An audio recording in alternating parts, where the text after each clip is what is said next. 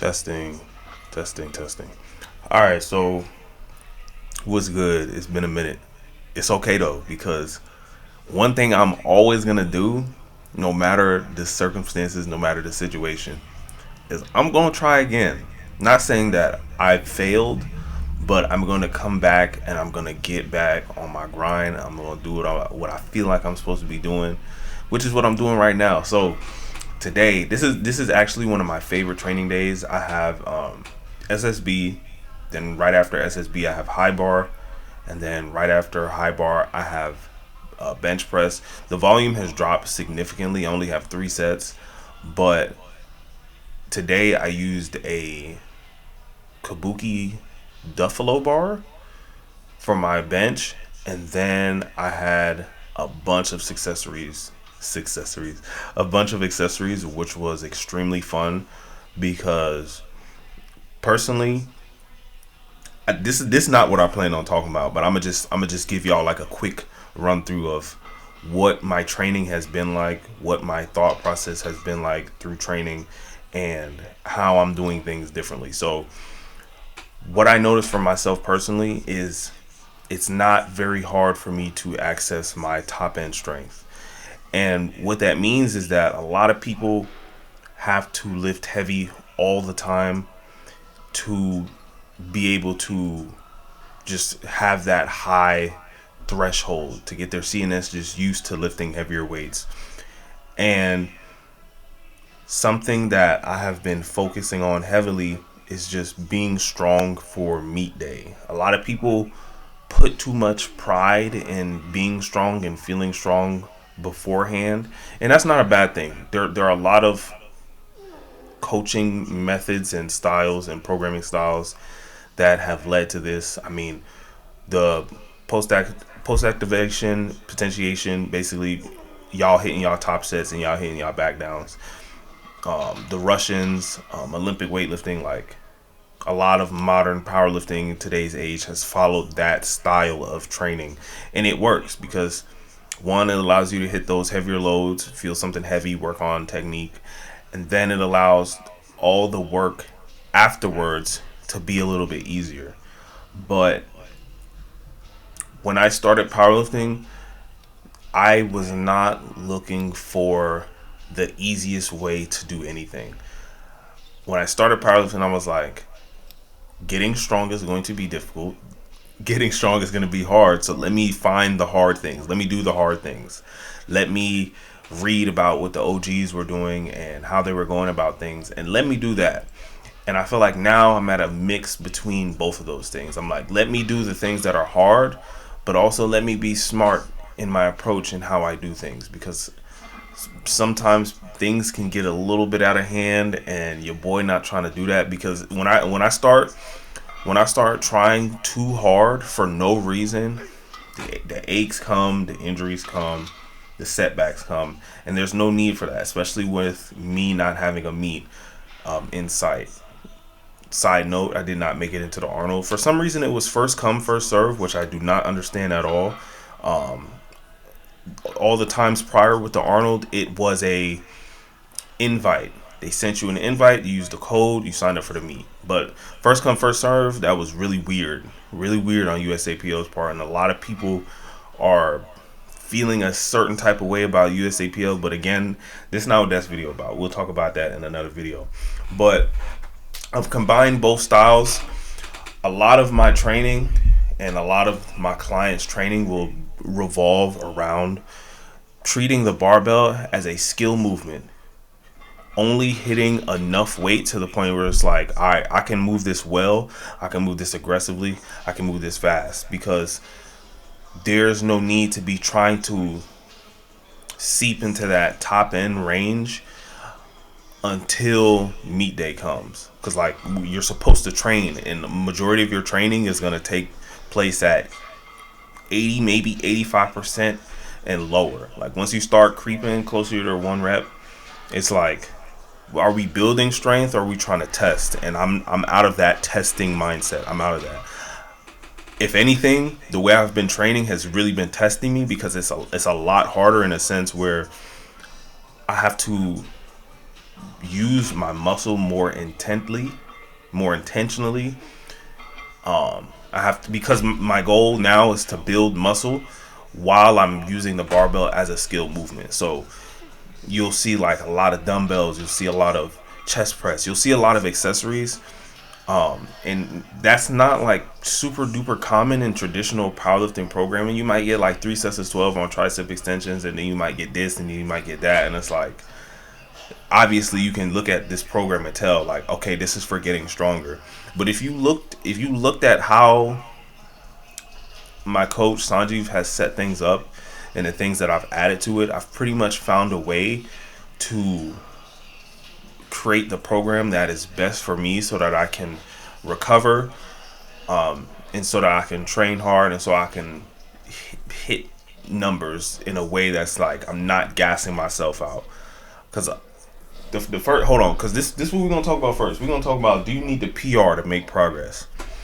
I don't know what it is about people wanting the PR so bad, like in training, and it's good. Like you should want a PR. PRs are not always indicative of progress, though. You can PR like a 5 rep, or hopefully you PR a 5 rep and your 1 rep goes up. But there's been cases where that does not happen either, and it's like, nigga, you still weak. You are still weak. So I'm just like, there's nothing as of late that makes me want to just like cram more weight on a barbell, because I found that for me, when I hit my accessories hard and I'm really pushing them almost harder than the barbell, my strength goes through the roof. Again, I only need to put enough weight on the bar to move aggressively, to move with good technique, and to provide enough stimulus to where it's like, all right, we've added a couple more pounds on there. But just that idea of just cramming more pounds, more weight on the bar, it's like I had to get out of that, because it made me feel like, one, if I'm not doing this, I'm not making progress, and two, I see somebody else do something and it's like, oh, this person put such and such on the bar, I need to do it too. And it's like, no, like that's not me focusing on myself. That's not me paying attention to how I do things and doing what's best for me. And so you don't need to PR. You don't need to PR to make progress. Let me say that. PRing is a good sign of progress, but it's not the only sign of progress. So that, with that being said, it's like, okay, how else can we PR? So a lot of times we think about absolute strength PRs, but obviously there's volume PRs. People call them ability PRs, just moving weight with better technique. There's a drop in RPE. You can hit something that's probably that used to be a 7, and now that John is like a 5. Something like that is a big deal, and that's what I've experienced. That's some of the things that I have been experiencing since nationals. I have been able to hit weights at lower RPEs, move weights faster, move weights for more reps, move weights for more sets. I'm not just focusing on absolute volume. I'm thinking about total volume, and I'm not thinking about absolute like strength volume in a workout. I'm thinking about the whole block. Like, if I look at my day one on from weeks 1 through 5 in this block versus the previous block, if I look back and I compare the two, I have done more. Therefore, I have made progress. Therefore, I have gotten stronger. So it's like, I can't, the moment I started looking at it like this, not only was I able to have fun with training, but I was able to like get rid of these constraints on my brain as far as like what it means to move forward and make progress. And it has made training fun. And if I feel like a kid, I feel like when I go in there, I just feel like a dog.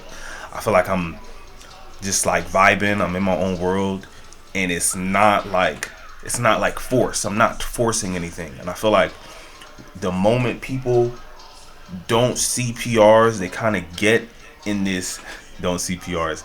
The moment people stop seeing PRs, they get in this mindset, this mental space where they're almost like, they almost kind of feel like powerlifting is stupid. Not powerlifting is stupid, but they kind of feel like, man, like what's the point of this, that, and the third? I don't even care. And I ain't going cap. Like I used to feel like that. It's like, oh, I'm not hitting what such and such is hitting, or my numbers in comparison, they aren't they not really hitting on anything, and that can make your progress stagnant, which leads me to the next conversation. We'll still talk about this too, but it's like, do you know what you're doing and why? Like, do you know where you're at in training, in the mesocycle, and how that mesocycle fits in the macro cycle of basically the big picture? How does this one block fit in the midst of 6 blocks? Like, if I'm in week 1 of a block, and I know I got 5 or 6 more blocks to go before I actually compete, what does my training look like? Do I understand that this is a time for me to actually build myself? Do I understand that this is a time to work on the things that maybe have been neglected my past macro cycle? Have I implemented the things that I know that I should be doing properly? Like, especially coming off from nationals, I had to look at certain things and be like, all right, I'm here. These things happen because of XYZ. And personally, for me, a lot when I go into a meet, a lot of things that happen that go bad at a meet, for me, is not conclusive to training. So my training, like, I am very strong, but like, life be stronger sometimes. And it just makes showing that I'm strong, it makes it very difficult sometimes. And so I know people don't care, but I just want to throw that out there, because people think that I'm weak, or that training is hard. Training is very easy. Like, I personally enjoy training. I could train for anything. I love to train hard. I love to work hard. The gym is like a playground to me. I feel like a kid in that joint. But sometimes life hits you with things that make you be like, it make you fold. You try not to fold, but sometimes, like, everybody folds at some point for whatever reason. But when I it's funny because it happens a lot. Like, it happens so often, and it got to a point even where I was like, yo, what kind of life are my competitors living, or other people that powerlift are living, that just allow them to come to these meets and just dominate like this? And I ain't hating. I'm not a hater.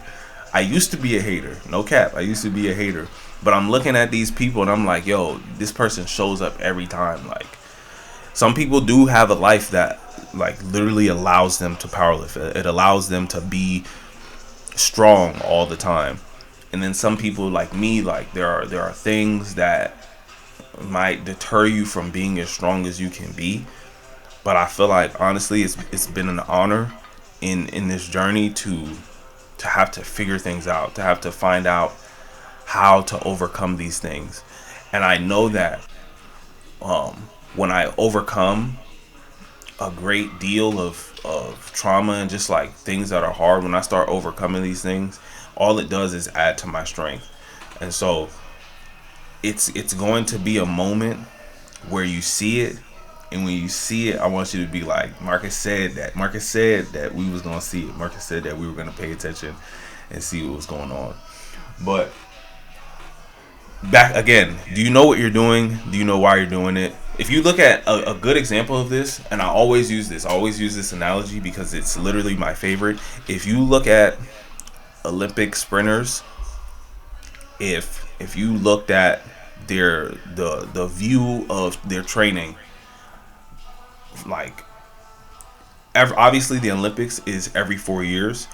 If you look at 4 years of training, like, because the coach will kind of, because obviously, like, you want to peak for meets, you want to peak for big meets, you want to peak for, they have like world championships, they have like Prefontaine, they have a couple big meets yearly, but ideally they are trying to peak for the biggest meet of their life, which is the Olympics. That is the biggest, that is the grandest stage.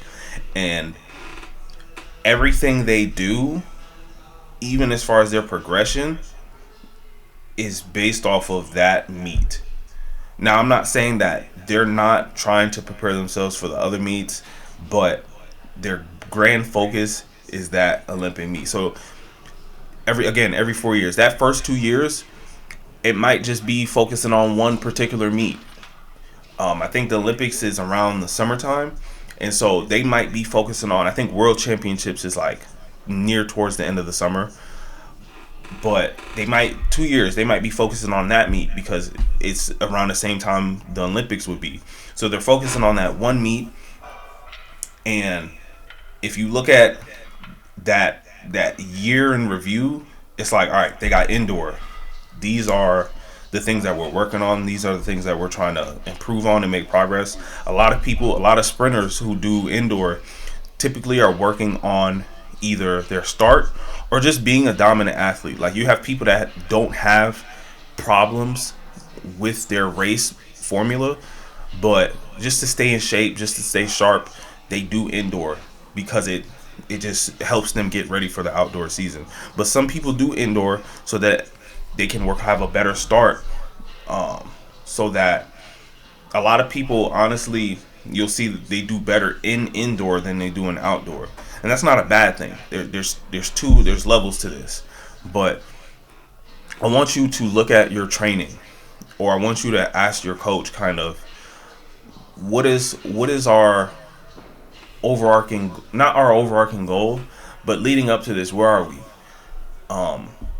Typically, let's say 6 months, you go into nationals. You're probably going to have 2 months of volume, 2 months of strength, 2 to 3 months of strength, and then a peak.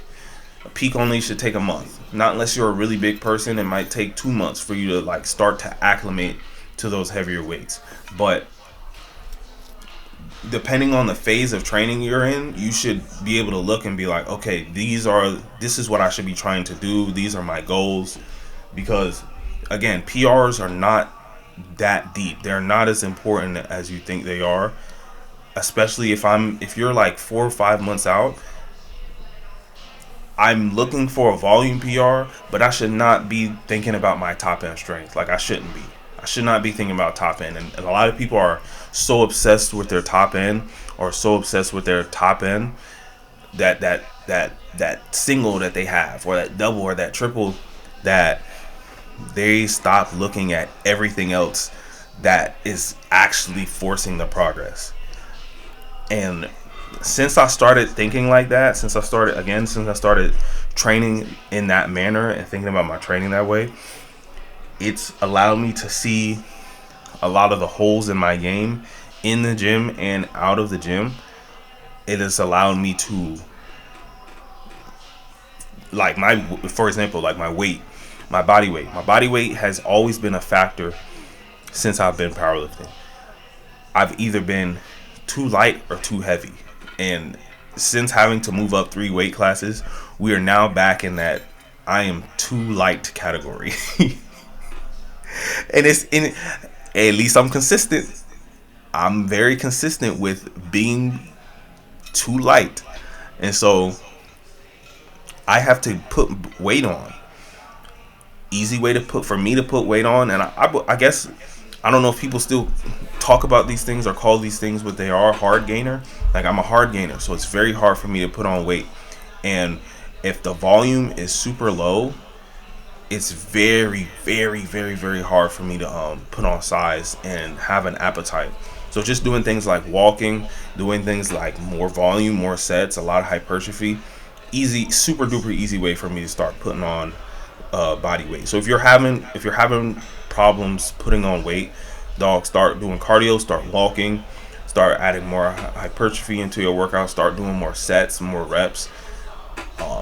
I know my body pretty well. You know, we've been together for a minute. We've been together for 28 years. I don't know how long y'all been with y'all bodies. A lot of people might not have that spatial awareness yet to where they be like, oh, I know that I feel like this or when I move a certain way. But figure out what your body wants, figure out how it works, figure out what it needs, figure out how to relay these things to your coach, because a big thing for me was playing to my strengths, not my weaknesses. Obviously, there are weaknesses, we work on them, but literally, like my butt, like when I train my glutes often and frequently, I just have way better hip health, and I have my lockouts are stronger on squat and deadlift, and my overall posture just feels a lot better. My chest, same thing. When my chest gets a lot of work in a bunch of different angles, my shoulder feels better, my pecs feel healthier, things feel a lot better. But in traditional powerlifting program, it's like, all right, we got all this volume from bench press. I bench 4 times a week, right? So you bench 4 times a week. There is no need for you to do more pressing. Wrong. Shout out to Bruce, because we found that the biggest muscle on your body, whatever the strongest part for you is, most people is going to be like irrefutably your hip, your glutes are the strongest muscle in your body to extend your hip. But when you start neglecting your strongest body part, everything else starts falling apart. Like the body part, that particular area is so strong that it needs a lot of work and it needs a lot of stimulus to continue to be in a good position. Like my chest, for example, I noticed when I stopped doing the extra work on my chest, I got so detrained, and I was like, yo, why do I feel weaker? And I know I'm not weak. Like my chest is huge, but it was the fact that I only focused on barbell work, and it just caused for like a bunch of weakness to happen. I was like, yo, I am not this weak. What's going on?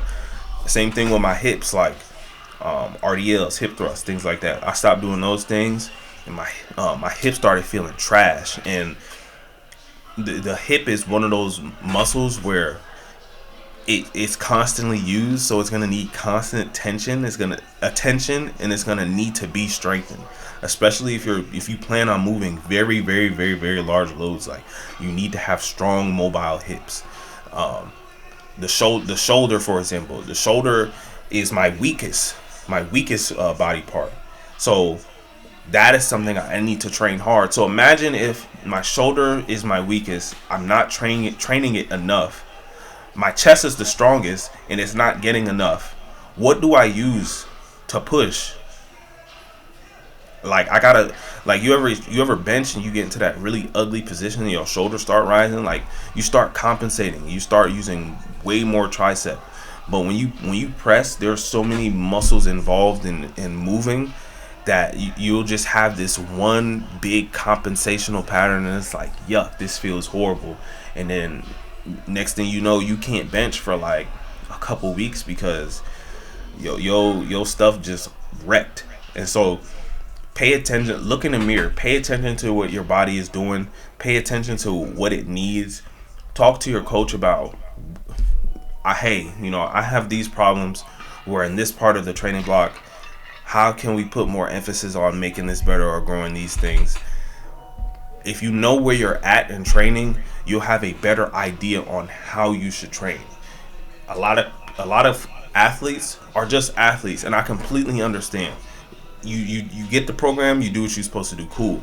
But don't leave yourself in the dark, because I see a lot of people, they could have way better training blocks if they actually knew what the purpose of that training block was.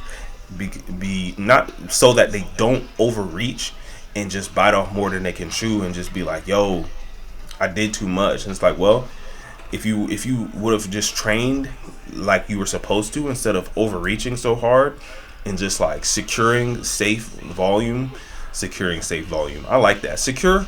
Can we get, if you made it this far, can we get secure safe volume? Secure it. if you're deep in a training block, secure safe volume, because that's what's gonna make you strong. Once you start trying to peak, maybe you could like see what's good. Me personally, I don't need to go above an 8.5, even an 8, because the super compensation effect that I'm gonna get from all the bodybuilding work. But secure that safe volume.